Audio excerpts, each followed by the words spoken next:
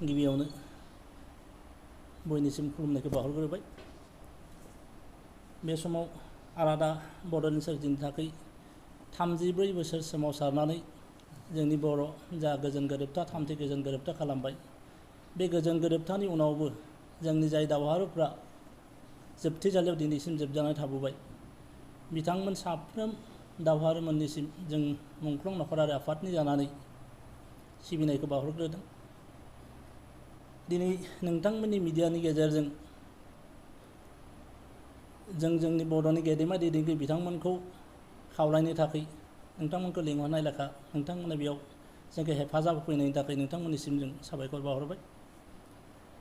दिनै बे खोथाखौ बयबो मोनथिगौदि आलादा बड'लेण्डनि थाखाय जिउ बाउसोमनाय मुंख्लंफोरनि नखर आरो आलादा बड'लेण्ड सोरजिनो थाखाय आफाद दानानै जाय बिथांमोना सुप्रिम सेक्रिफाइस खालामनायनि गेजेरजों PF, BLTF आरो NDFB हानजाफोरनि गेजेरजों गावखौ बाउसोमनानै थानाय बे दावहारु बिथांमोननि नखरजों नखरफ्रा मोनसे फैसानि मोननै बिखुं बायदि। ओंखायनो जाय बिथांमोना दिनै थामथि एकर्ड जानायनि उनावबो जोबथेसालियाव थाबोबाय, बिथांमोननि जानानै जों गेदेमा दैदेनगिरिमोनखौ नारसेबहरनाया बा खावलायहरनाया जों मुंख्लं नखरारि आफाद बायदियै जोंहाबो दायित्व दङ। आरो बे बेलायाव जों गिबियावनो जोंनि दिनैनि बिटिआरनि चिफ बिथां प्रमद बर', लोगोसे दिनैनि हाग्रा बिफाननि EM रन्जित बसुमतारी बिथांमोन सानैखौ जों गिबियावनो साबायखर बावदों। मानोना दिनै थामथि बर' गोजोन गोरोबथानि उनाव जाय जोंहा दावहारुफोरा जोबथेसालिसिम थाबोदों, बिथांमोनखौ जोंनि बे उदां अख्रां सिङाव लाबोनो थाखाय बा जोंनि नखरसिम फिदिंना होफैनो थाखाय बिथांमोना राजनितिखौ जिबोला दावहा बेखौ दोनथ'नानै मोनफ्रोमबो जोंनि राजनिति हान्जानि अनगायैबो जायफोर बर'नि दैदेनगिरि बिथांमोनखौ लोगोसे बिथांमोनखौ बर'ना लाबोनो थाखाय खामानि मावनो थाखाय खावलायदों। बिनि थाखाय जों बिथांमोनखौ साबायखर बावनांगोन। लोगोसे जों दिनै मुंख्लं नखरारि आफादाबो जोंनि मोनफ्रोमबो बर'नि हान्जाफोरनि गेदेमा दैदेनगिरि बिथांमोनखौ जों खुलुमनायजों खावलायहरो जे नोंथांमोनाबो गावबा गावनि जा राजनितिनि दावहा बेखौ दोनथ'लायनानै दिनै बर'नि अलखद समाव जोंनि जाय बिथांमोना दिनै जोबथेसालियाव जोबना जानानै दङ, जाय बिथांमोना जोंहा गोथां मुंख्लं जानो थांगासिनो दङ, बिथांमोनखौ जेन फिन एकर्डनि उनाव जों लाबोफिननानै जोंनि न'आव फैनांगौ, उदां अख्रां सिङाव लाबोनांगौ, बेखौनो जों गेदेमा दैदेनगिरिमोननिसिम जों खावलायहरदों। बेजों लोगोसेनो जों DPTCनि जा डिपुटि चिफ बिथांखौ मोनसे खोथाखौ जों खावलायगोन। बिथाङा जिहेतु जोंनि जा बर'नि मुभमेन्ट 34 बोसोर मुभमेन्ट खालामनानै दिनै बिटिआर एकर्डखौ खालामफैदों आरो बे बिटिआर एकर्डनि गेजेरजोंनो बिथाङा दिनै डिपुटि चिफ जानो मोन्दों। बिथाङा मोनसे सरकारनि गारियाव जिरायनो मोन्दों आरो बे लेखायै बिथाङा जेरै हारि जौगानो जिबायदि बिथाङा सानदोंमोन, मुभमेन्टखौ खालामबोदोंमोन, बेबायदिनो हारि जौगाहोनायजों लोगोसे बर'नि गोजोन थासारिखौ लाखिनायजों लोगोसे जाफोर बिथाङा सानदों बेखौ मावफुंनायनि बिथाङा सुबिदा मोन्दों। आरो बेखौ जों बुंनो नागिरनाय खोथाया नैबेसोदि बिथांमोना बे 34 बोसोर जादों मुभमेन्ट खालामबोदों, बे समाव बिथांमोननि दाबिखौ सरकारनो खोनासंहोनो थाखाय बिथांमोना सम सम खुद्रिसान हाबाफारिखौ लानो गोनां जादोंमोन जेब्ला सरकारा बिथांमोननि दाबिखौ खेरायाखैमोन। दिनै थिग बेबायदिनो बिथांमोना जितु सरकाराव दं, दा जोंनि खायफोर एस'सियेसनफोरा खायफोर नखरफ्रा जाय मोनथायनो बन्सित जाना थागोन, बिथांमोनाबो सम सम हयथ' खुद्रिसारनाय हाबाफारिनि गेजेरजों गावनि साननाय हनायखौ फोरमायनो बा सरकारखौ खोनासंहोनो थाखाय सेस्था खालामो। बेबायदिहै हयथ' खायफोर बन्द'खौ फोसावनो गोनांबो जादों। बे बेलायावहाय जों नैखौसो लुबैजागोन जे बिथाङा जाय दिनै खुद्रिसारनाय हाबाफारिनि गेजेरजों बन्द' फोसावो बा बायदिसिना हाबाफारिखौ लायो, बिथांमोनखौ बिथाङा एसे सानै हयै जे मोजां जुक्तिनि गेजेरजों जाहाथे गोजोनग्लाय होनायखौ जों लुबैजायो।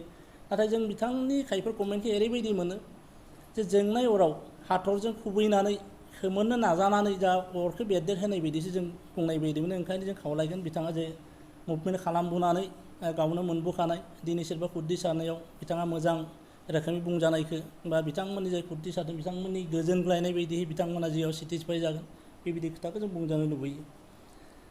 दा बेयावहाय जों जाय गेदेमा जोंनि बर'नि दैदेनगिरि बिथांमोनखौ मोनसे खोथाखौ जों खावलायनो नागिरो जोंनिफ्राय, जों जे खोथाखौ सानदों जों माबायदिहाय बिथां जायफोरा दिनै जोबथेसालियाव थाबोनांदों बिथांखौ माबायदि जों दिहुनजानायखौ लुबैजायो बेखौ जों एसे शेयार खालामनो नागिरदों। नाथाय बेयाव जों गोरोन्थि जालांनो हागौ, मानोना जों बे आयेननि बिखयै जों एसेबां गियाथ' नङा। जों सानो जायफोरखौ दिनै जाबज्जिबन कारादन्ड होबाय, दा बिथांमोनखौ जों आयेननि गेजेरजों बा कर्टनि जोहै बिथांमोनखौ दिहुननाया एसे गोब्राब जागोन बायदि जों मोनो।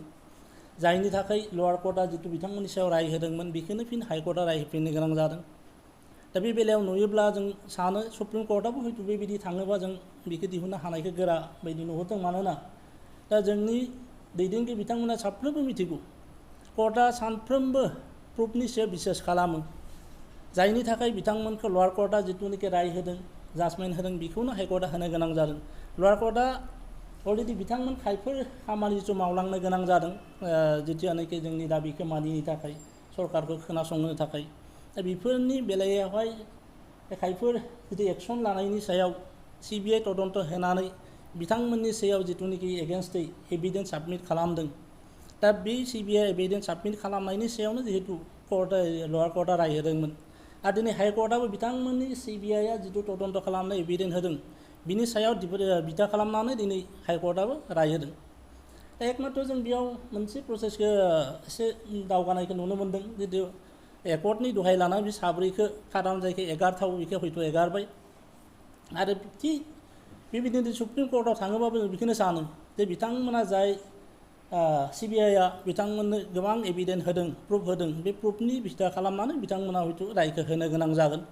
आरो बेबायदि राय होयोब्ला निस्सय सोरबा खासे खानै गनो हागौ, खिन्थु जोंनि बिथांमोना गासैबो गजबनाय नङाखौ जों सानो। बेबायदिनो जों बे कारनावनो जों मोनसे खोथाखौ खावलायनो नागिरो, जों आगोलावबो बुंखादों जोंनि एकर्टखौ दहाय लानानै जाहाथे बिथांमोना सरकारजों रायज्लायनानै थोंजोङै सरकारनिफ्रायनो बे कर्टखौ जाहाथे बिथोन हरो जे बिथांमोनखौ रिहा खालामनानै होनांगौ। मानो जे सरकारा हाखायो जिथु दा बयबो सरकारा मिथिखायो, बयबो मोनथिखायो बिथांमोना जिथु खामानि मावदों बे गावनि बेक्तिगत स्वार्थनि थाखाय मावाखै। आरो जिथु खामानि मावदों बे हारि जौगानायनि थाखाय, हारिनि थामोनथाखौ रैखाथि खालामनो थाखाय, जोंनि बर' हारिनि गासै फैबाय थानाय सुबुङा जेन गोजौ थाखोनि जायफोर स्टेटफोरनि सुबुंफोरजों जाहाथे लोगोसे दावगालांफानो हायो, बेफोरनि थाखायसो बिथांमोना जिहेतु आन्दलन खालामदोंमोन। आरो बिनि थाखायसो खायफोर सरकारा खोनासङैयाव खायफोर खामानिखौ बिथांमोना मावनो गोनां जादों। आरो बे बेलायाव जों जुदि नायनो थाङोब्ला जोंनि लाख लाख बर' सुबुंनि जा जौगासारनाय, फैबाय थानाय सुबुंनि जिथु जौगासारनाय, बिनि बेलायावहाय बे 10-15 जन सोरबा जुदि थैनो गोनां जादों बिथांमोननि मावनायाव, बे बिनिख्रुइ देरसिन नङा। ओंखायनो सरकारा इसा खालामोब्ला जोंनि बे जाथिनि थाखाय मावनो गोनां जादों। आरो बे बेलायाव जों जुदि नायनो थाङोब्ला जोंनि लाख लाख बर' सुबुंनि जा जौगासारनाय, फैबाय थानाय सुबुंनि जिथु जौगासारनाय, बिनि बेलायावहाय बे 10-15 जन सोरबा जुदि थैनो गोनां जादों बिथांमोननि मावनायाव, बे बिनिख्रुइ देरसिन नङा। ओंखायनो सरकारा इसा खालामोब्ला जोंनि बे जाथिनि थाखायसो स्वार्थ'सो जिथु खामानि मावदों, बिसोर बेक्तिगत स्वार्थ' मावाखै, बेखौ बिथांमोना डाइरेक्टलि मोनसे हय राष्ट्रपतिनि गेजेरजोंआनो जा, नहय हम मिनिस्टारनि गेजेरजोंआनो जा, बिसोर केबिनेटआव बिल पास खालामनानै जेरैखि जा हायो बिथांमोना मोनसे राय बे कर्टसिम बिथोन दैथायहरनो हायो। आरो बेबायदि खालामजानायखौ जों लुबैजागोन। आरो बेबायदिहै जों गासै बर'नि दैदेनगिरि बिथांमोनखौ जों खावलायगोन, दिनै जाय एकर्ड खालामदों, जाय सिगनेटरि बिथांमोना खावलायदों जे बयखौबो बर' रायजो राजाखौ ज' जानानै बे बेलायावहाय सहयोग होनो थाखाय। ओंखायनो जों बयबो रायजो राजा खावलायगोन बा जोंनि दैदेनगिरि बिथांमोनखौ खावलायगोन जे बिथांमोनाबो जेन राजनिति मुलाम्फाखौ नागिरालासेनो, सोरनिबा सायाव दायित्वखौ जाबसिनालासेनो बयबो खौसे जानानै जायफोरानोखि दिनै जोबथेसालियाव थाबोदों बिथांमोनखौ बरनना लाबोनो थाखाय नाजानांगौ। जोंनि खावलायनाया बे। लोगोसे जोबथायाव जों मोनसे खोथाखौ बुंनो नागिरगोन